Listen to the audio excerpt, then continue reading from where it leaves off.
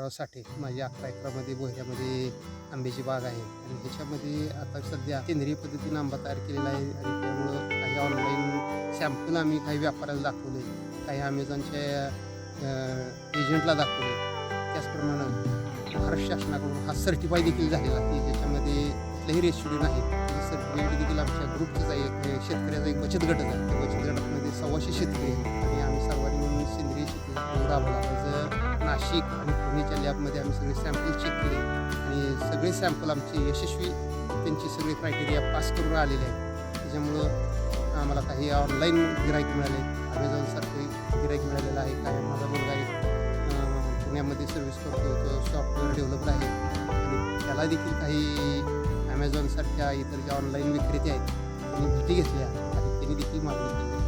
त्या आठवड्यामध्ये त्यांचाही माल आज पाठवायचा. कसा किलो जातो काय? तो 250 रुपये किलो जातो. तो जो फक्त बॅगिंगमधला आंबा आहे, हाच आंबा आहे पण त्याला कलर आकर्षक येतो आणि ते लोक त्याला गोल्डन केशर म्हणतात. आम्ही हा केशरच आहे परंतु त्याला शायनिंग आलेली आहे, एक वेगळ्या प्रकारची चकाकी आहे, सोन्यासारखा कलर येतो आणि क्वालिटी पण चांगली असते. त्यामुळे तो आंबा चांगल्या दरानं जातो. खर्चही तेवढाच येतो. त्या बॅगिंगला 2 रुपयाची बॅग आणि 1 रुपया बसवायला लेबर खर्च वाटतो. किंवा मग साधारणतः 8 ते 10 रुपयाचा खर्च वाटत जरी वाढला तरी त्या प्रमाणामध्ये भाव देखील तसं ऑनलाईन चांगला होतो.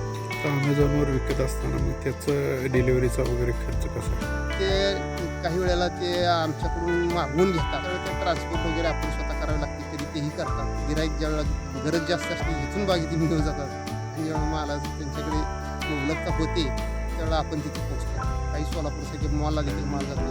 फ्लोरा म्हणून एक मॉल आहे, बकाले म्हणून एक आहे, ती स्वतः इथं बागेमध्ये घेऊन गेली होती. गाडी असं होतं आणि माहिती काही सोलापूरचे काही मॉल्स, काही रिटेलर, काही व्यापारी तेही घेऊन जातात. पण जास्तीत जास्त ऑनलाईनवरती मागणी जास्त.